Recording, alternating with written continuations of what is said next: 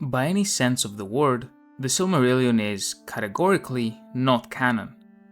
Published years after the death of j.r.r. Tolkien, it can never be considered as canon within the world of Middle-earth.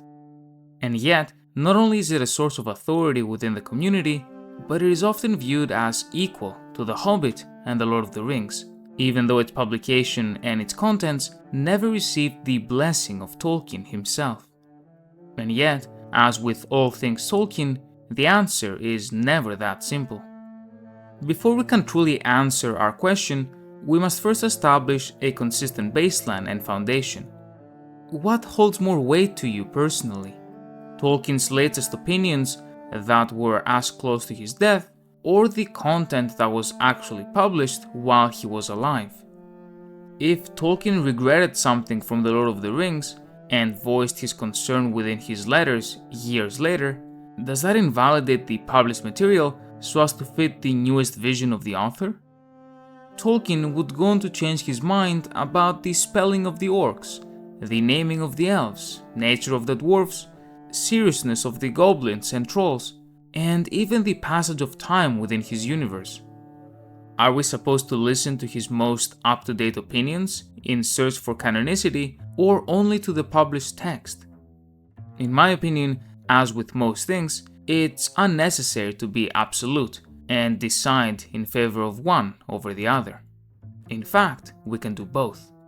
However, I think it's unrealistic to expect for readers and fans to delve deep into Tolkien's personal correspondences in search of what's actually going on in Middle-earth.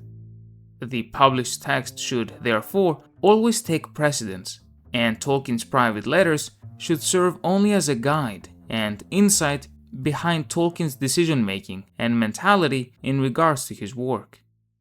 But where does that leave the Silmarillion? The Silmarillion was the passion project of Tolkien's entire life. It was his #1 creative priority, and he worked and reworked it for decades, never being satisfied enough to get it published. While he still lived, however, many fans would send him mail asking about the deeper lore behind The Lord of the Rings, about Númenor, the Valar and Morgoth, and he would make sure to reply with detailed answers based on his drafts of the Silmarillion. Following his death in 1973, his son Christopher went back to every single piece of his father's writings, and he compiled a single, coherent and consistent text that he published in 1977 as the Silmarillion that we know today. The thing is that the end result consisted of different drafts of the Silmarillion that spanned many decades.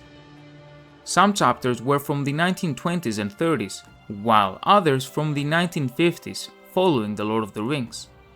Large parts of the book did not have others in mind while being penned, while some were compiled from parts that were not in any Silmarillion draft at all. Not to mention, of course, the ruin of Doriath and the death of Thingol, whose published version we all talk about in our videos and wikis was written almost entirely by Christopher Tolkien and not his father.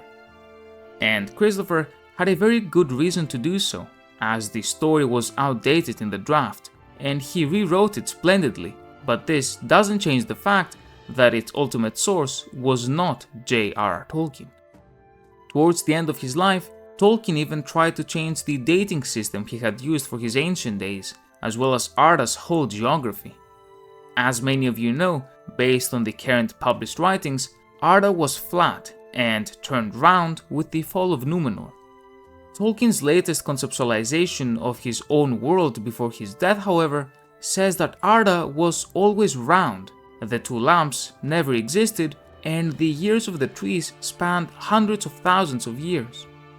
How then can we say that these things were not the case, if they, in fact, were the case in the mind of the author? How can we claim that, instead, the real story is that which was published against his will, without his supervision, and by someone else, regardless of how close that someone was? I think by this point, you get the idea and you understand the problem. I think the root of it all stems from trying to paint this issue either black or white, canon or not canon. The truth is that Tolkien's legendarium is exactly that, a legendarium. It's a mythology. I'm sure there is, hypothetically, a consistent version of the story out there that actually did happen. Maybe it's even the one that we know from the Silmarillion, regardless of what I've said so far. What does it matter though?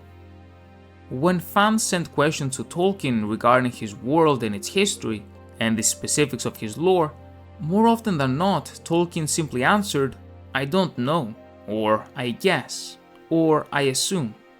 He talked of it like a historian would talk of a historical theory, as if he didn't really know, as if it wasn't he that wrote it and knew everything. Middle-earth is a mythology through and through. In Tolkien's mind, it is a fantastical period, an imaginary past set within our real world, discovered through manuscripts that he himself translated from an ancient tongue.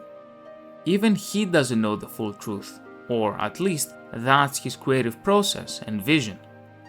In the end, if you read the published Silmarillion and claim that the events it describes are the real history of Middle-earth, it would be as if I read Homer thousands of years ago and claimed it was the real history of ancient Greece. As far as society was concerned, maybe not.